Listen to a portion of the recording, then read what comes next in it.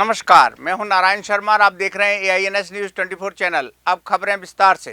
छत्तीसगढ़ में धान खरीदी को लेकर केंद्र सरकार से एक भी पैसा राज्य सरकार को नहीं मिलता।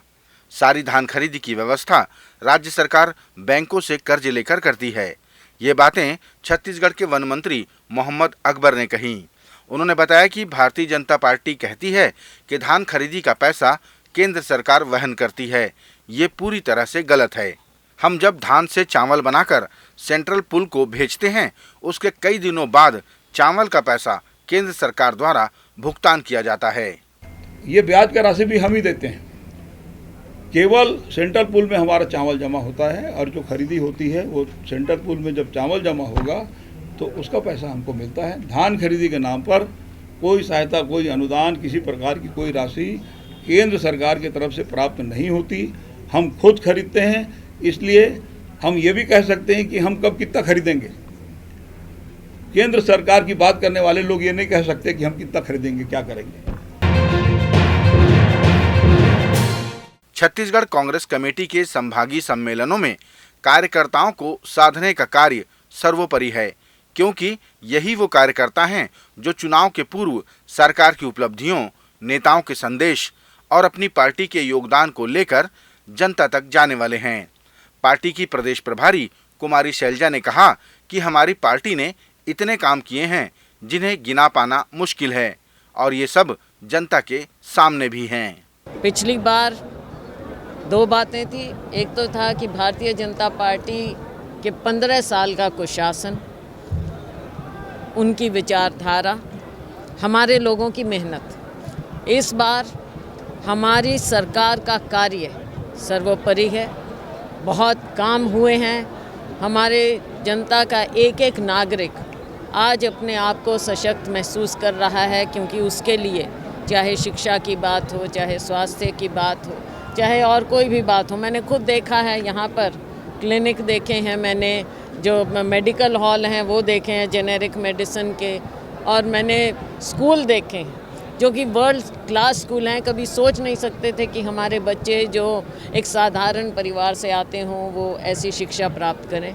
तो अपने काम के दम पर आज हम कह सकते हैं कि जनता हमारे साथ है।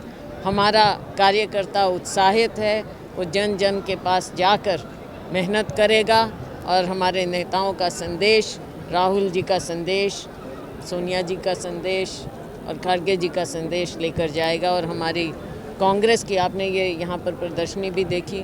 हमारे जो काम हैं अभी तो यहाँ बहुत कम दिखाई दिए हैं, लेकिन काम बहुत ज़्यादा हैं, उनको लोगों के बीच में लेकर जाएंगे और इस बार फिर से बहुत भारी बहुमत से कांग्रेस पार्टी को जिताएंगे। केंद्र सरकार द्वारा संचालित योजना उड़ान के बंद होने पर मुख्यमंत्री भूपेश बघेल ने कहा कि अरुण साव भारतीय जनता पार्टी के सांसद हैं। इसके विरोध में तो उन्हें धरने पर बैठ जाना चाहिए। मुख्यमंत्री ने सांसद साव को लेकर तंज कसा और कहा कि अरुण साव की उनकी ही पार्टी में कोई नहीं सुनता। तो भाई उड़ान योजना बंद कर दी है। अरुण साव जी से मैं कहना चाहूँगा, आप इधर उधर की बात मत करो। अपने लोकसभा क्षेत्र में जहाँ हमने 45 करोड़ रुपये दे के एयरपोर्ट बनाया है, लाइसेंस लिया है और उड़ान योजना जो शुरू हुई थी उसको बंद कर दिया। अरुण साव जी अपने लोकसभा क्षेत्र में तो उड़ान शुरू करवाएं। पार्टी में चलती नहीं क्या? सरकार सुनती नहीं आपकी? छत्तीसगढ़ प्रदेश कांग्रेस कमेटी अल्पसंख्यक प्रकोष्ठ के प्रदेश कार्यकारिणी की बैठक संपन्न हुई, जिसमें प्रदेश प्रभारी निजामुद्दीन राइन, सह प्रभारी आशिफ पाशा और प्रदेश अध्यक्ष अमीन मेमन समेत बड़ी संख्या में कार्यकर्ता शामिल हुए। बैठक में प्रदेश प्रभारी निजामुद्दीन ने कार्यकर्ताओं से अपील की कि सभी एक साथ होकर पार्टी का काम करें और पिछली बार की तरह इस बार भी कांग्रेस को जीत दिलाएं। छत्तीसगढ़ में जैसे जैसे चुनाव नजदीक आता जा रहा है, राजनीतिक पार्टियां एक दूसरे पर आरोप प्रत्यारोप लगाने में लग गई हैं। छत्तीसगढ़ के मुख्यमंत्री भूपेश बघेल ने कहा कि भारतीय जनता पार्टी के पास यहाँ कोई मुद्दा नहीं है, न ही केंद्र सरकार के पास कोई उपलब्धि है। उन्होंने कहा कि छत्तीसगढ़ को केंद्र सरकार ने कुछ नहीं दिया, हमने जो भी किया अपने दम पर किया। बिल्कुल कोई मुद्दा नहीं है, न केंद्र सरकार की उपलब्धि नहीं है, न इन्होंने राज्य को कुछ दिया है। वो तो राज्य सरकार के दम पर जितनी योजनाएं हम लोग चलाए हैं वो हमारा अधिकार है और उस आधार पे हमने काम किया है और आज छत्तीसगढ़ मॉडल की चर्चा होती है। छत्तीसगढ़ कांग्रेस पार्टी की प्रदेश प्रभारी कुमारी शैलजा ने आश्वस्त किया कि नफरत की दुकान बंद होगी और मोहब्बत की दुकानें खुलेंगी। उन्होंने कहा कि देश में जो बदलाव देखे जा रहे हैं वह विचारधारा का बदलाव है। शैलजा ने कहा कि भारतीय जनता पार्टी ने देश की संस्कृति को दूषित करने का प्रयास किया, उसे सभी ने देखा है, लेकिन अब देश जोड़ने की चर्चा है। आज के दिन जो देश में बदलाव आप देख रहे हैं ये विचारधारा का बदलाव है और जो देश में अब लोगों ने देख लिया भारतीय जनता पार्टी की झूठ की राजनीति ऊपर से लेकर नीचे तक, जिस तरह की उन्होंने हमारे देश की संस्कृति को दूषित करने का प्रयास किया है। अब लोग खास तौर से जो हमारा नौजवान वर्ग है, महिला हैं, उन्होंने असलियत देख ली है और आने वाले समय में वो फिर से देश को जोड़ने की विचारधारा, कांग्रेस की विचारधारा के साथ जो राहुल जी ने कहा है नफरत छोड़ो मोहब्बत की दुकान खोलो, तो वो आपको नजर आएगा। छत्तीसगढ़ में पीएससी के परिणामों को लेकर भारतीय जनता पार्टी द्वारा उठाए गए सवालों को लेकर अब मुख्यमंत्री निवास का घेराव किया जाएगा।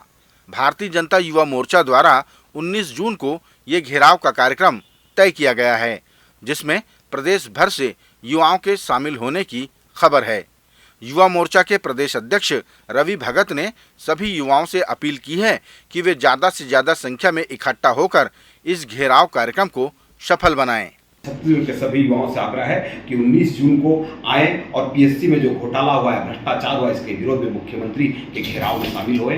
इस घेराव में युवा मोर्चा के राष्ट्रीय अध्यक्ष तेजस्वी सूर्या जी का आगमन हो रहा है। हम सब उनके नेतृत्व में इस भ्रष्ट सरकार को उखाड़ फेंकने में अपना बहुमूल्य योगदान देंगे। इस 19 जून के आंदोलन के पूर्व रायपुर में, भिलाई में और बिलासपुर में सभी जगह युवाओं के साथ पीएससी पे परिचर्चा के अलग अलग कार्यक्रम किए जाएंगे, हस्ताक्षर अभियान कराया जाएगा। लेकिन आप सबसे मैं आग्रह करता हूं कि छत्तीसगढ़ के युवाओं के हक के अधिकार की लड़ाई को लड़ने के लिए 19 तारीख को, 19 जून को सभी अधिक से अधिक संख्या में रायपुर पधारें। नमस्कार। छत्तीसगढ़ के मुख्यमंत्री भूपेश बघेल ने कहा कि हमारी पार्टी का संभाग स्तरीय सम्मेलन लगातार जारी है और हम अपनी सरकार की उपलब्धियों को लेकर जनता के बीच जाएंगे। मुख्यमंत्री ने कहा कि भारतीय जनता पार्टी के नेता झूठ का सहारा लेते हैं। धान खरीदी को लेकर जो झूठ भारतीय जनता पार्टी फैला रही है और लोगों को बरगलाने की कोशिश कर रही है, उसमें जनता आने वाली नहीं है। आज चौथी कार्यकर्ताओं के संभागीय सम्मेलन शैलजा जी की उपस्थिति में, मोहन जी के अध्यक्षता में ये संपन्न हुआ और हम सब सरकार के उपलब्धियों को लेकर जनता के बीच में जाएंगे और उसके साथ साथ हमारे ट्रेनिंग प्रोग्राम हैं। सोशल मीडिया में, बूथ मैनेजमेंट में कांग्रेस के इतिहास, नेताओं का योगदान और यूपीए सरकार के 10 साल की उपलब्धि, छत्तीसगढ़ सरकार की उपलब्धि को लेकर जनता के बीच में जा रहे हैं। भारतीय जनता पार्टी लगातार झूठ फैलाने का काम कर रही है। अभी गिरिराज किशोर जी आए थे, वो धर्मांतरण के बारे में बोल रहे थे, डीलिस्टिंग के बारे में बोल रहे थे। तो भैया लोकसभा में आपकी बहुमत है, सरकार आपकी है, आप क्यों नहीं कर लेते? यहाँ लोगों को भड़काने की ज़रूरत क्या है? अरुण साहू जी कहते हैं धान केंद्र सरकार खरीदती है। कितना झूठ बोलेंगे? बैंक से कर्ज हम लोग लेते हैं, मार्केट माध्यम से हम लोग खरीदी करते हैं, एक एक पाई हम लोग किसानों को देते हैं। यदि ऐसा था तो फिर रमन सिंह जी 10 क्विंटल खरीदी क्यों किए थे? हम तो 15 क्विंटल खरीद रहे हैं, आप 20 क्विंटल के फैसला किए हैं। तो सरकार, राज्य सरकार खरीदती है और कितना झूठ बोलें, जनता न किसान इनके बरगलाने में नहीं आने वाले। राजधानी रायपुर के दक्षिण विधानसभा क्षेत्र के शासकीय भूमि को अवैध कब्जे से मुक्त कराने और विक्रय करने वालों पर आपराधिक प्रकरण दर्ज करने की मांग की गई। सत्यमेव जयते फाउंडेशन के संयोजक कन्हैया अग्रवाल के नेतृत्व में कलेक्टर जनदर्शन के दौरान एक ज्ञापन सौंपा गया और शिकायत की गई कि अवैध रूप से शासकीय भूमि को बेचने वालों के खिलाफ कार्रवाई की जाए। लगातार शासकीय भूमि पर कब्जा करके उसको बेचने की शिकायतें आ रही है लगातार मीडिया में भी प्रसारित हो रहा है। पिछले 1 वर्षों में हमने अनेक बार राजस्व विभाग के अफसरों को भी सूचित किया था, परंतु कोई कार्रवाई नहीं हो रही। कल कुछ कार्रवाइयाँ हुई है। आज पुनः हमने जनदर्शन में सक्षम अधिकारियों को ज्ञापन देकर के निवेदन किया है कि तत्काल प्रभाव से वहाँ जिन लोगों ने अवैध कब्जे कराए हैं, जिन लोगों ने शासकीय भूमि को बेचा है, न सिर्फ उन सब के खिलाफ FIR हो, बल्कि वहाँ जितने भी जो है अवैध निर्माण हुए उन सब के खिलाफ भी कार्रवाई की जाए। माननीय कमिश्नर ने इस बात को आश्वस्त किया है कि आवश्यक कार्रवाई होगी।